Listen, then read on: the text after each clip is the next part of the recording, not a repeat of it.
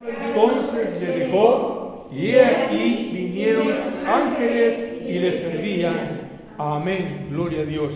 Bien, el tema que hoy nuestro hermano pastor va a dar, la palabra de Dios, se llama ¿Cómo vencer la tentación? Dejamos el micrófono al hermano. Muchas gracias, hermanos. Ya que estamos así, vamos a tener una pequeña oración. Oremos. Señor, vamos a meditar en tu palabra. Ayúdanos, Señor, porque queremos que sea alimento bueno, nutritivo a nuestra vida, a nuestras almas. Te lo pedimos, que nos envíes tu Espíritu Santo para comprender tu voluntad en esta hora. Y no solamente eso, danos fuerza, danos gracia para ponerla en práctica cotidianamente en nuestra vida. Te lo suplicamos para tu gloria en Cristo Jesús. Amén. Amén. Siéntense, hermanos. Nuestro texto, Mateo 4, del 1 al 11, habla exactamente de este enfrentamiento, una lucha muy dura, lucha espiritual de Jesucristo con el tentador. Aquí se le llama así, se le da a este ser, se le llama el tentador. Bueno, pues el problema más grande que nosotros tenemos como cristianos es la tentación. Ese es nuestro problema, el más grande problema. Miren, mi teoría, bueno, en la homilética se le llama mi premisa, mi tesis, una tesis que hay que probar con las escrituras. Mi tesis es que nosotros tenemos que mirar a Jesucristo en el tiempo de la tentación. Si queremos vencer, tenemos que mirar a Jesucristo en el tiempo de la tentación. Había un señor que quería entrenar a su perro. Y fíjense cómo lo estaba entrenando. Le ponía un bistec muy jugoso, muy atractivo para el perro, y se lo ponía delante de él. Y luego se lo dejaba allí. Y el perro inmediatamente iba y se lo comía. Y entonces el dueño le decía, no te lo comas, no te lo comas. Y el perro no le hacía caso y se lo comía. Y entonces el dueño lo golpeaba al perro para que lo estaba entrenando a que lo obedeciera. Y eso lo hizo por 3 días. Al tercer día, o sea, hacía lo mismo. Le ponía el bistec y le decía, no te lo comas, no te lo comas. El perro no le hacía caso, se lo comía y el dueño lo golpeaba. Así pasaron 3 días. En el 4º día cambió su estrategia y le dijo, aquí está un bistec, está jugoso, sabroso, pero no lo veas, veme a mí, no lo veas. Y se lo puso, como siempre, ahí enfrente de él. Y el perro no vio al bistec, vio a la cara de su amo, y solamente así venció la tentación. Y nosotros, mi tesis en esta hora es, nosotros vamos a caer en la tentación si vemos el pecado, lo que nos atrae, es una tentación. Si la vemos, entre más la vemos, más rápido vamos a caer. Pero si miramos a Jesucristo, vamos a vencer la tentación. Esa es la tesis. Voy a citar 3 versículos de la Biblia donde habla de la tentación que viene a nosotros y cómo escapar o vencer. El primero de ellos se encuentra en Hebreos 4:15. Hebreos 4:15. Bueno, en Hebreos 4:15 dice así: porque no tenemos un sumo sacerdote que no pueda compadecerse de nuestras debilidades. No pueda compadecerse de nuestras debilidades, sino uno que fue tentado en todo, según nuestra semejanza, pero sin pecado. Bueno, entonces, cuando estamos tentados, Dios se compadece de nosotros por nuestras debilidades. Bueno, otro texto, ahí mismo en Hebreos 2:18, Hebreos 2:18, ahí mismo en el libro de Hebreos. Bueno, dice así, Hebreos 2:18, pues en cuanto Él mismo padeció, siendo tentado, vean, la tentación es un padecimiento, es un sufrimiento. Pero Él mismo padeció siendo tentado. Me gusta la siguiente palabra que dice, es poderoso, porque Él padeció siendo tentado, es poderoso para socorrer a los que son tentados. Me interesa muchísimo esa palabra de es poderoso para socorrer a los que son tentados y darles victoria, por supuesto. Y el último versículo, bueno, enseguida ahí en Hebreos dice, cuando somos tentados debemos ver a Jesús, pues, porque tiene poder para ayudarnos, nos comprende y nos puede dar victoria. Tiene poder. Y el último versículo que habla de las tentaciones y de la victoria es 1 Corintios 10:13, bien conocido de muchos de nosotros. 1 Corintios 10:13, no os ha sobrevenido ninguna tentación que no sea humana. Vean, todas las tentaciones, podemos decir que ninguna tentación es así superior a los humanos.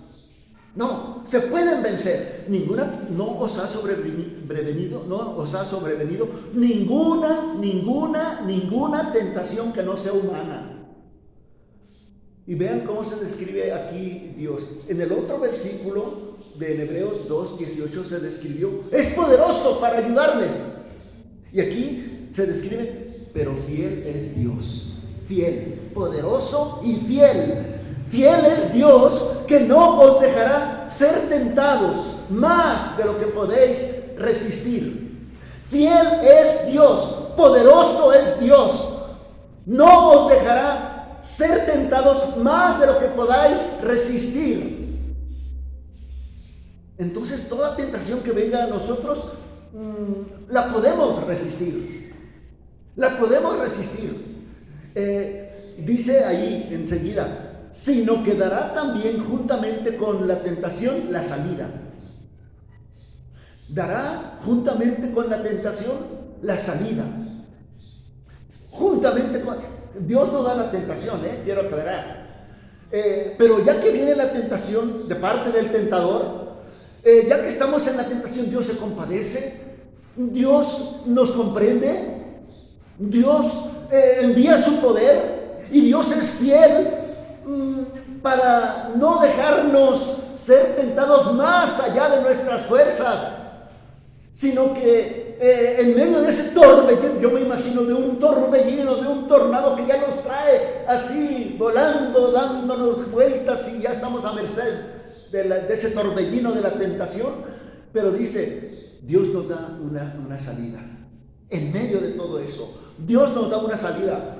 Y dice ahí al final del versículo, para que podáis resistir. Para que podáis resistir. Sí, hermanos. Nuestro gran problema como hijos de Dios, la tentación y la lucha. Esa es la verdadera lucha. Esa es la verdadera lucha de los cristianos.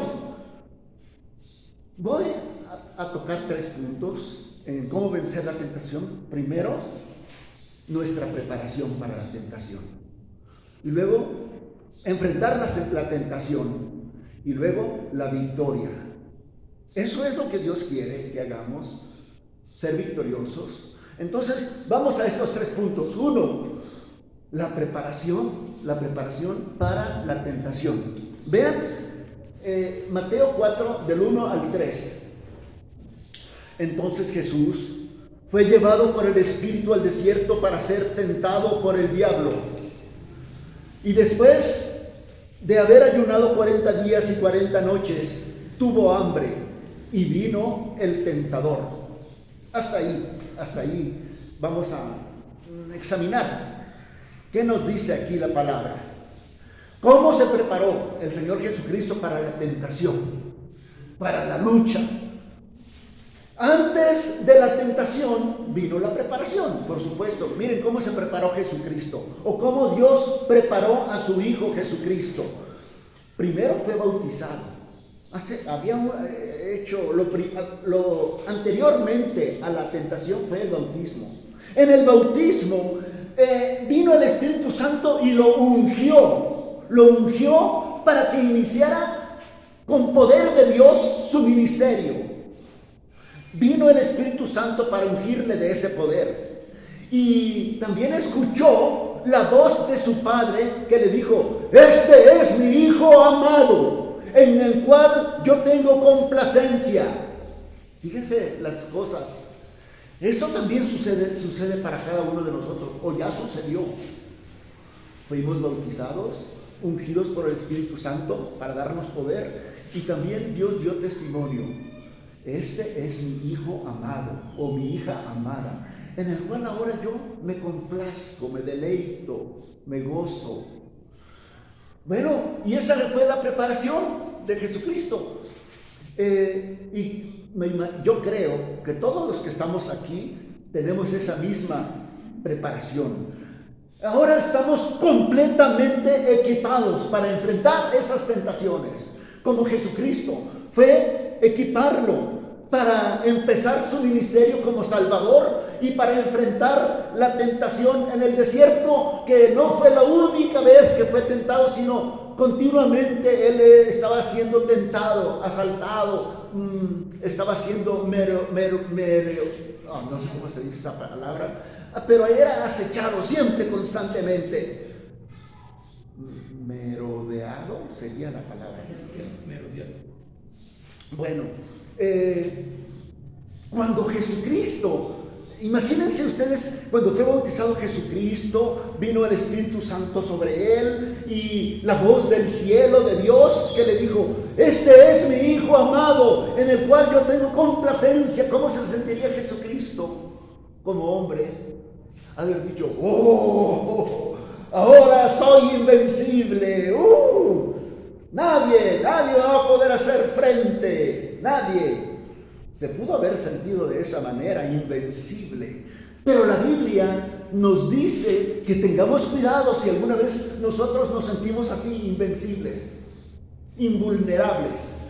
En 1 Corintios 10:12, un versículo antes del que hace rato leímos, en 1 Corintios 10:12 dice: el que piensa que está firme, mire que no caiga, porque cuando uno piensa invulnerable, invencible, es cuando está más propicio a caer desastrosamente.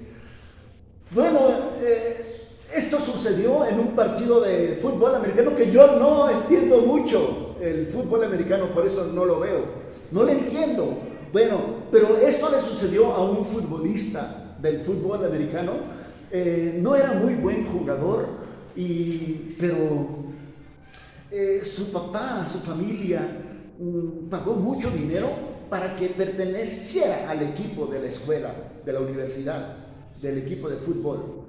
Entonces iban ganando, su equipo iba ganando, y dijeron: vamos a darle la oportunidad, ya estamos cerca de hacer un touchdown, ya estamos muy cerca, estamos en la yarda número 6, ya vamos a hacer un touchdown, que entre Enrique, para que él haga la jugada. Y Enrique se sintió bien halagado, bien emocionado de que le dieron la oportunidad de que hiciera esa jugada final para hacer el touchdown. Entonces, recibieron la pelota, se la pasaron a Enrique y le abrieron un campo, un huecote grandísimo para que él corriera y llegara al touchdown. Y así lo hizo. Pero ya casi llegaba al touchdown cuando dijo, ya estaba celebrando antes de llegar, estaba celebrando y volteó a ver a sus amigos que estaban en las gradas, a su familia, y ya estaba celebrando. Por estar haciendo eso, se tropezó y cayó. Y aventó la pelota y otro de los equipos contrarios la interceptó. Y vuelta para atrás, puntos, yardas atrás. Eso le pasó.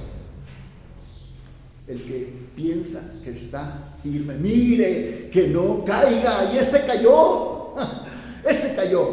Y Jesucristo dice, nos advierte, nos recomienda, nos manda: velad y orad para que no entréis en tentación.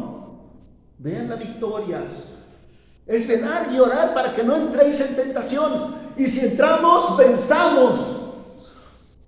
Para esto, para orar y para velar y para no caer en tentación, el espíritu está dispuestísimo, pero la carne no. Ahí lo dice en Mateo 26, 41. Noten, hermanos, Jesucristo fue llevado por el Espíritu. Jesucristo fue llevado por el Espíritu al desierto. Es el Espíritu Santo, no cualquier otro espíritu, no, porque está puesto ahí en la Biblia con palabra mayúscula, Espíritu. Y fue llevado al desierto para ser tentado.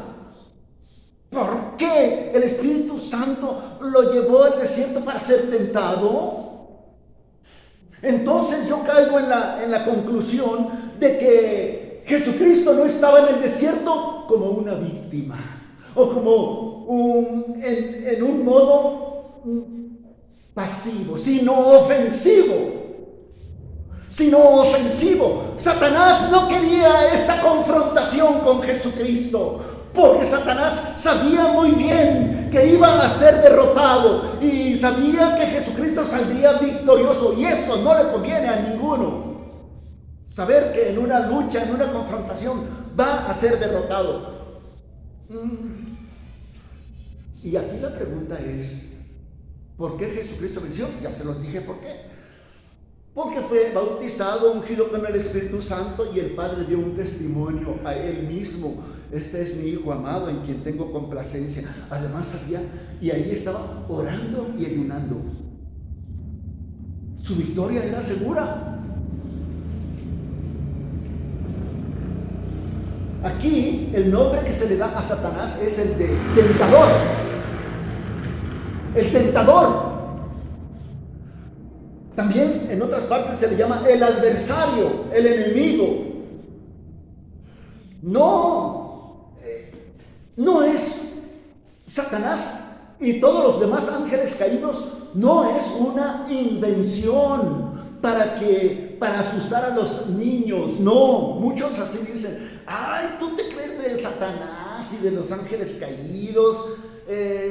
Ni los niños creen eso. No es fantasía. La Biblia da muchísimos testimonios de que existen esos seres angelicales caídos. Nadie es tentado por Dios. Nadie. El que se dedica a eso es Satanás y sus ángeles secuaces.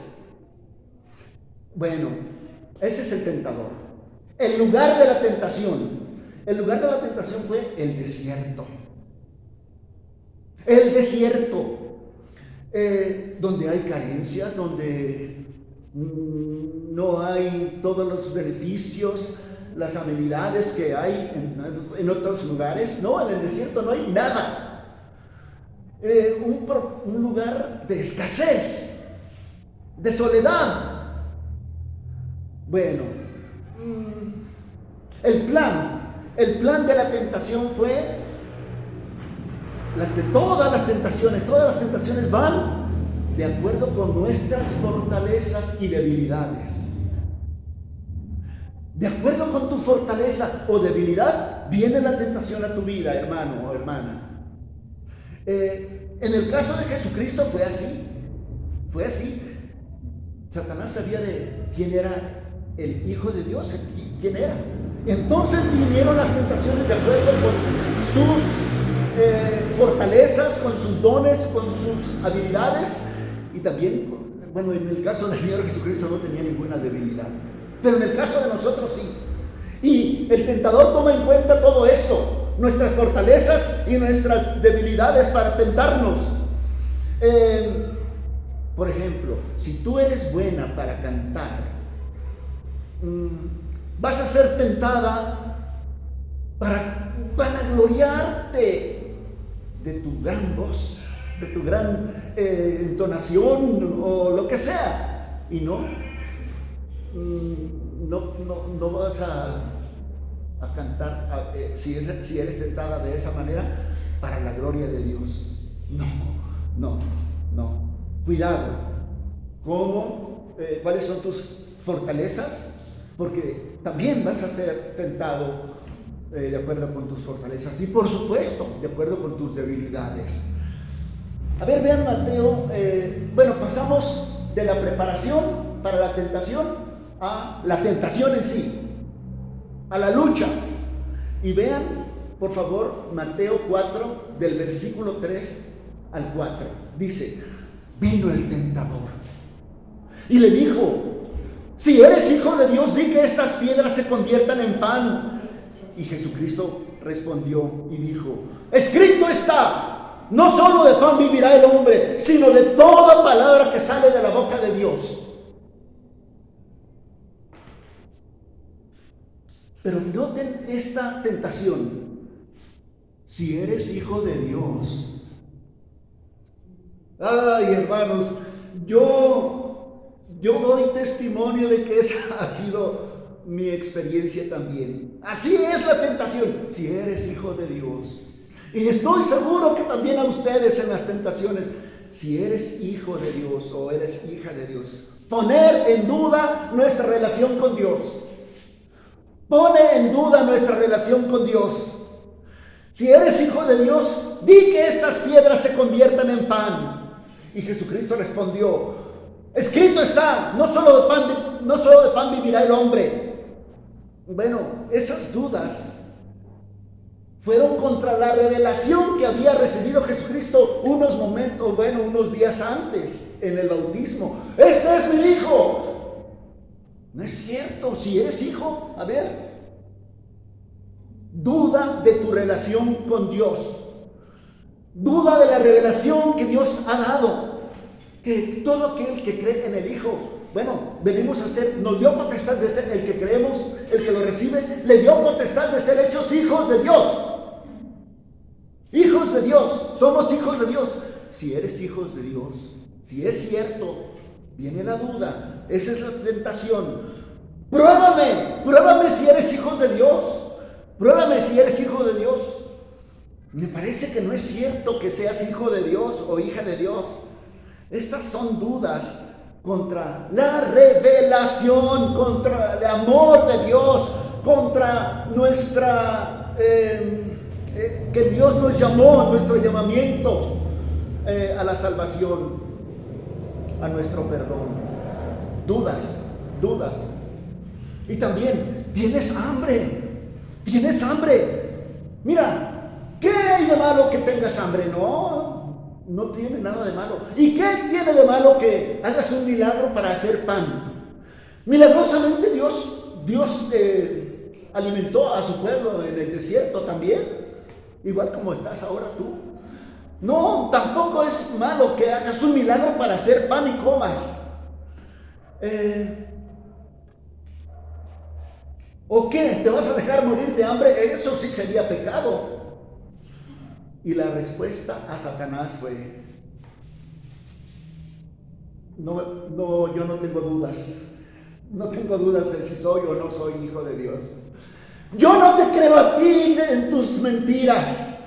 Yo le creo al que me acaba de decir, este es mi hijo amado. Yo a eso le creo. He prometido ayunar y voy a cumplir. No voy a comer como tú me propones.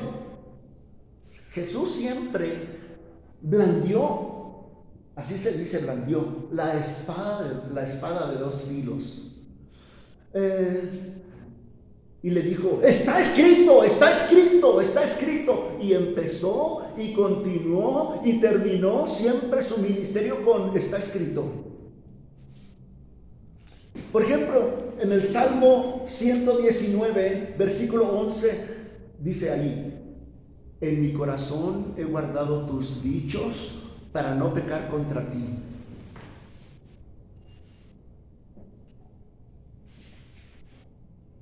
Es algo muy parecido, sino de toda palabra que sale de la boca de Dios. Miren, hermanos, podemos comer mucho y bien, comer siempre lo que le llaman en la información de nutriciones o de los expertos en nutrición, hablan del plato, no sé, el plato perfecto, ¿no? Que contiene todo lo que necesitamos.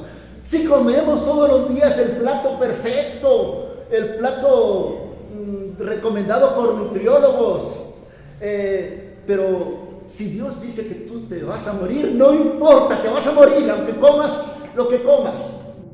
Y al contrario, si tú no comes, y Dios dice que tú vivas, vas a vivir, porque no vivimos por lo que comemos o por lo que dejamos de comer, sino por la palabra de Dios que dice que vives. Satanás, esto dijo Satanás. En la tentación esto dice, tal vez Dios en quien tú confías está ocupado de tantas cosas que hay. ¿Cómo vas a esperar ahora que Él venga y te supla o te ayude? Está muy ocupado o no le interesas. Hay tantas cosas tan importantes y tú te reclamas o esperas en Él. ¿Por qué no tomas el asunto en tus manos? Haz algo tú. Y Jesús le contestó, no, yo esperaré en la provisión de Dios, en el tiempo de Dios y en la manera de Dios. Porque ese era la tentación. Por eso Filipenses 4:19 dice, mi Dios pues suplirá todo. Me llama mucho la atención que Dios va a proveer todo. Mi Dios pues suplirá todo lo que os falta conforme a sus riquezas en gloria y en Cristo. No se les olvide este versículo, hermanos. Mi Dios pues suplirá todo lo que os falta conforme a sus riquezas. Este versículo no dice, les va a suplir algo o algo de lo que les falta, No dice eso. Dice, les va a suplir todo. En este caso, pues, la necesidad de Jesucristo era una necesidad fisiológica de comida, una necesidad básica. Esa fue la primera tentación. La segunda tentación de Jesucristo fue versículos 5 y 7. Mateo 4, 5 y 7. Dice, entonces el diablo le llevó a la santa ciudad y le puso sobre el pináculo del templo y le dijo, si eres hijo de Dios, échate abajo, porque escrito está, a sus ángeles mandará acerca de ti, en tus manos te sostendrán para que no tropieces con tu pie en piedra. Y Jesús le dijo, escrito está también, no tentarás al Señor tu Dios. Bueno, segunda tentación. Por favor, no me pregunten, ¿cómo es que Satanás llevó a Jesucristo. Yo he escuchado predicadores que dan explicaciones a eso. Y la Biblia no dice de eso. ¿Cómo fue que lo llevó al pináculo, a la santa ciudad, ni al pináculo del templo de la santa ciudad?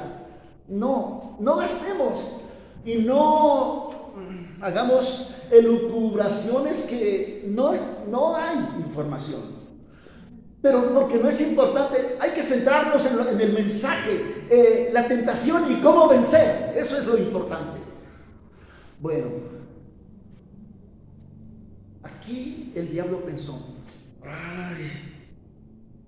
no quiso hacer un milagro para suplirse alimentos, pero tal vez va a pedir que su padre, o va a dejar que su padre haga un milagro para él.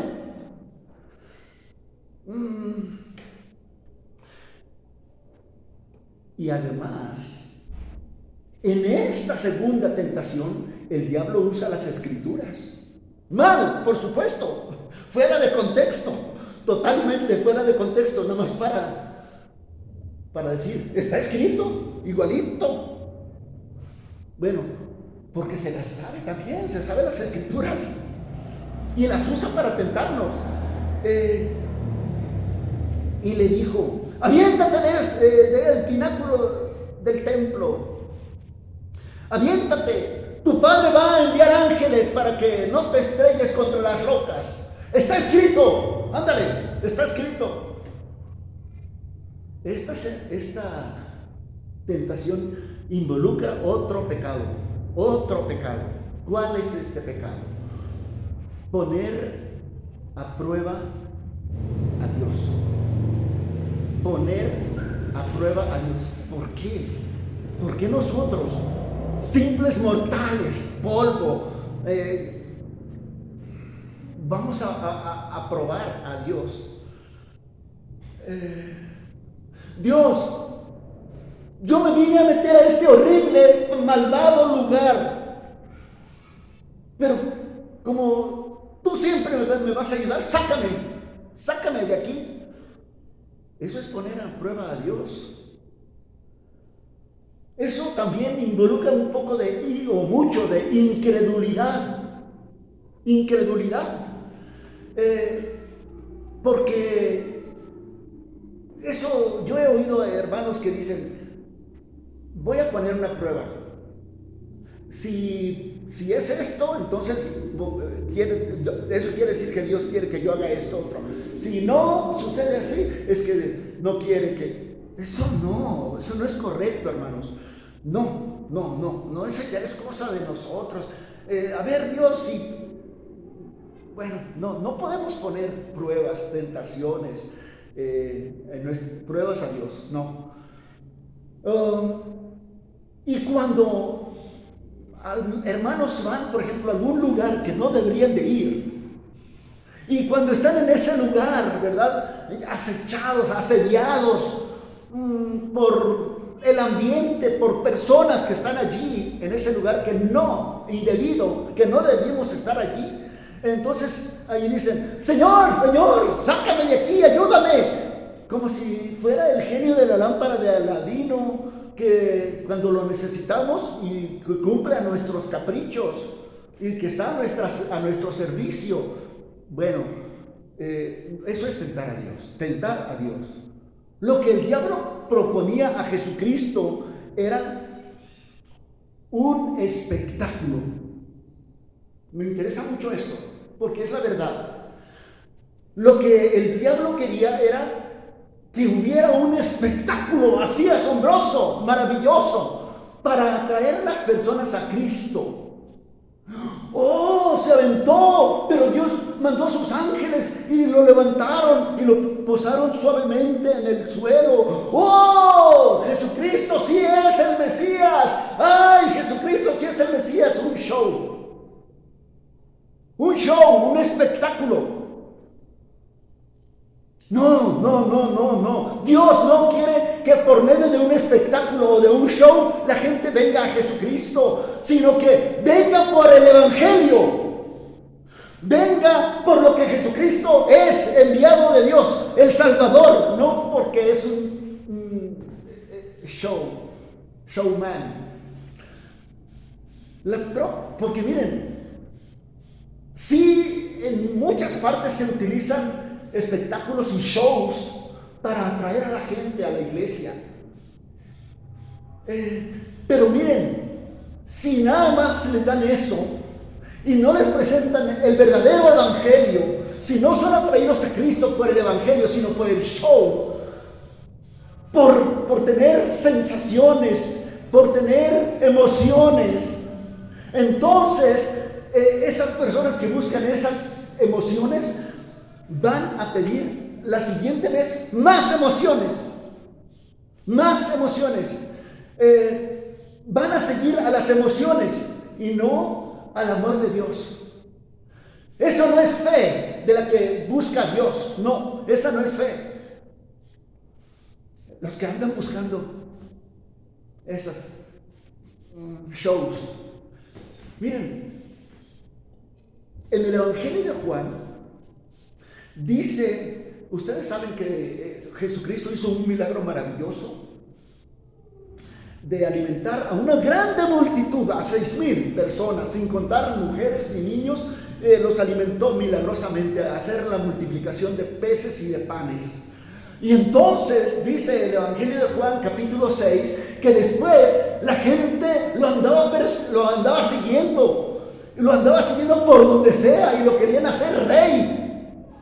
Y Jesucristo les dijo la verdad: ustedes me andan siguiendo no por lo que yo les prediqué, por la palabra que yo les prediqué, sino porque se llenaron el estómago de la comida que yo les proveí.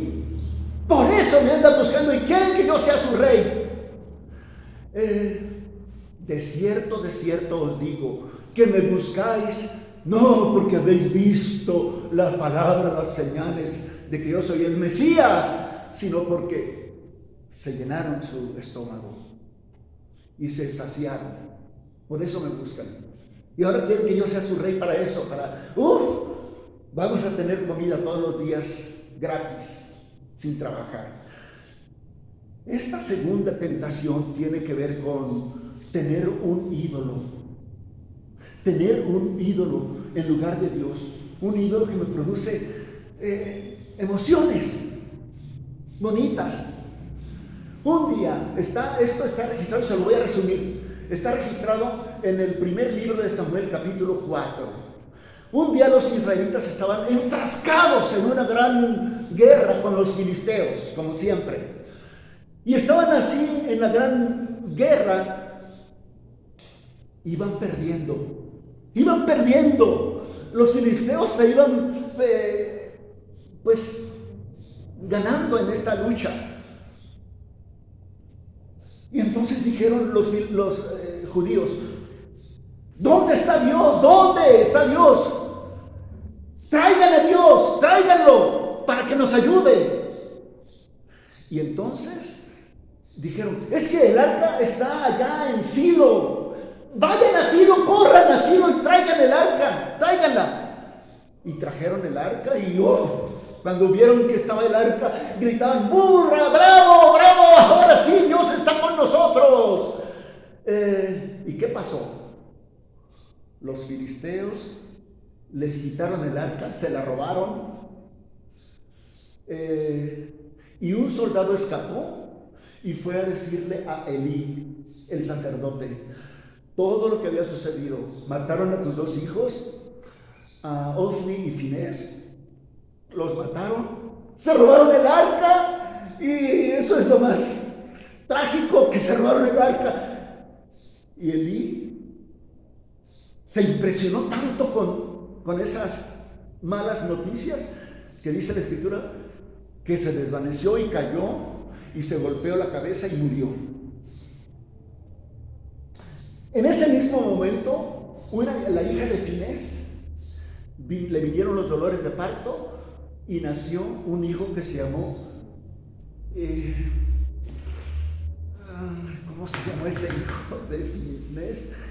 Icabod. Icabod quiere decir la gloria de Dios se fue.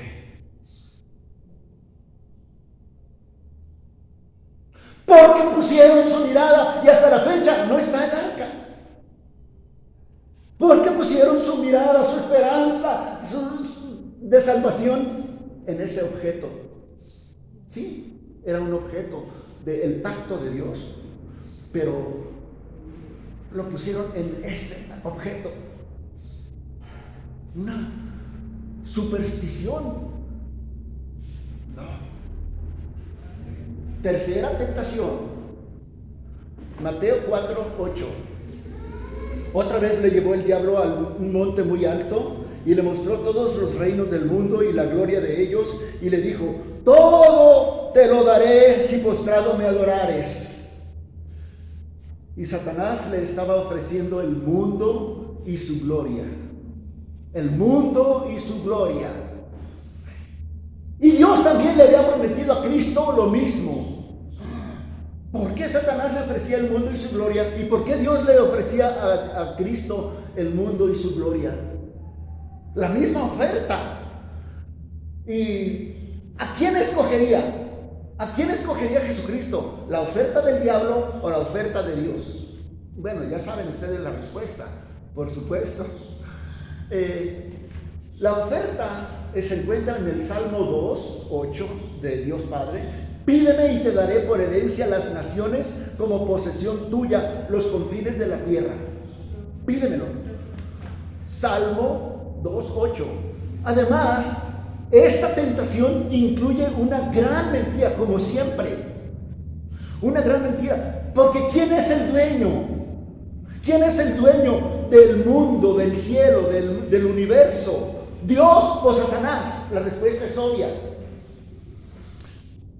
¿Por qué Satanás estaba ofreciendo algo que no le pertenecía? Pues por mentiroso. Por supuesto que el dueño de todo lo que él creó es Dios. Oiga, pero si la Biblia dice que Satanás es el príncipe de este mundo, sí, pero eso no lo hace dueño. Eso no lo hace dueño, sino que Satanás ha establecido un malvado sistema, que es el que prevalece en el mundo malvado. Eso sí, pero no es el dueño. Miren, Efesios 2:2 dice: en los cuales, se refiere a los pecados, en los cuales anduvisteis en otro tiempo, siguiendo la corriente de este mundo. Vean, la corriente de este mundo. La corriente de este mundo, conforme al príncipe de la potestad del aire. Siguiendo la corriente de este mundo, conforme al diablo. Es el espíritu que ahora opera en los hijos de desobediencia, entre los cuales también todos ustedes vivimos. Bueno, se incluye el apóstol Pablo. Todos nosotros vivimos en otro tiempo, en los deseos de nuestra carne, haciendo la voluntad de la carne y los pensamientos, y éramos por naturaleza hijos de ira. O sea, eso es el sistema del mundo, el sistema del diablo. Apela a lo que les dije al principio: nuestras debilidades, nuestras concupiscencias.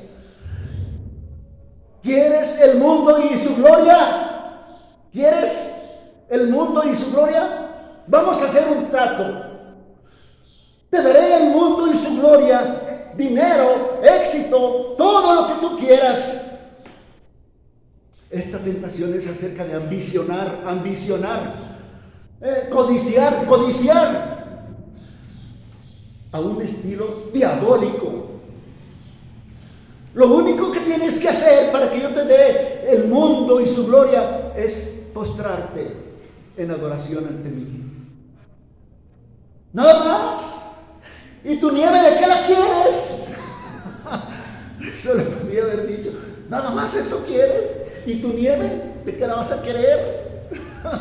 Jesucristo no dudó ni un momentito, sino que le dijo: vete de aquí, Satanás. Y cuando Cristo dice algo así, se le obedece. Porque en esa orden no solamente va palabra vacía, no. Da una autoridad, da un poder. Vete de aquí, Satanás, porque escrito está: al Señor tu Dios adorarás y a Él solo servirás. Si Satanás tentó a Jesucristo, con mayor razón nos va a tentar a nosotros, hermanos. Nos va a tentar acerca de nuestras necesidades básicas. ¿Qué comeremos? ¿Qué vestiremos? Y nos vamos a angustiar. Tendré que proveerme yo solo porque Dios no lo va a hacer. Y ahí andamos en angustia. Y nos vamos a estresar. Y escuchen, Dios cuidará de ti porque Él lo ha prometido. Jesucristo dijo, Mateo 6:30, si la hierba del campo que hoy es y mañana se echa en el horno, Dios la viste así, ¿no hará mucho más con vosotros, hombres de poca fe? No se angustien, no se afanen. ¿Qué comeremos? ¿Qué beberemos? ¡Ay, la inflación! ¡Ay, el culpable de todo esto es Vladimir Putin por la guerra y todo el mundo tiene inflación! No te afanes, pues, diciendo qué comeremos, qué beberemos. Los gentiles buscan esas cosas. Los gentiles, los que no tienen fe en Dios o no tienen Dios, viven sin Cristo. Pero vuestro Padre Celestial sabe que tenéis necesidad de esas cosas. Busquen primeramente el reino de Dios y su justicia. El reino de Dios es estar en la voluntad de Dios y su justicia es Cristo. Busquen a Dios, el reino de Dios y su justicia, y todas estas cosas que necesitan se les serán añadidas. Tranquilos. La ambición de Juan y de Santiago era de estar en una posición elevada en el reino. La más alta posición después de Cristo. Yo quiero estar a la mano izquierda y yo a tu mano derecha. Era ambición. Y también Judas tenía una ambición. Yo voy a tener mucho dinero cuando Cristo sea el rey de Israel ahora. Y terminó Judas ahorcado y terminó en el infierno. Enfrentamos tentaciones todos los días, hermanos. ¿Y a quién iremos? ¿A quién miraremos? Mientras no dejamos de mirar a Cristo, seremos victoriosos. Seremos victoriosos. Deja de mirar a Cristo y las cosas del mundo, y vas a ver las cosas del mundo y te vas a hundir como Pedro en el mar, porque lo dejó de ver. Satanás está exhibiendo los malvados placeres así delante de nosotros, y nosotros viéndolos, y vamos a caer como el perro. ¿A quién vamos a mirar en la tentación? Y por último, el triunfo que está en el versículo 10 y 11, Mateo 4, 10 y 11. Vete, Satanás, porque escrito está: al Señor tu Dios adorarás y a Él solo servirás.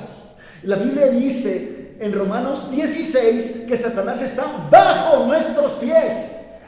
Cuando la tentación venga, di: vete, Satanás, vete de aquí.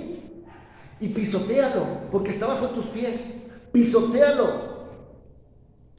Lo vas a vencer. En el versículo 11, Mateo 4:11, el diablo entonces le dejó. Y aquí vinieron ángeles y le servían. Después de la victoria, después de que venció la tentación, Dios mandará ángeles para servirnos también. Pero en la tentación tienes que aguantar, tienes que resistir al diablo. Y después de la tentación, Dios viene a curar tus heridas, porque hay heridas después de la batalla. Y va a suplir toda, así lo leímos, toda necesidad. ¿Quién vive en tu corazón? Jesucristo.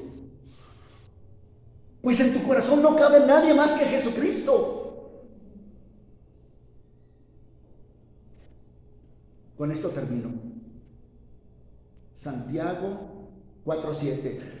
Someteos pues a Dios. Resistid al diablo y huirá de vosotros. Correrá espantado, derrotado.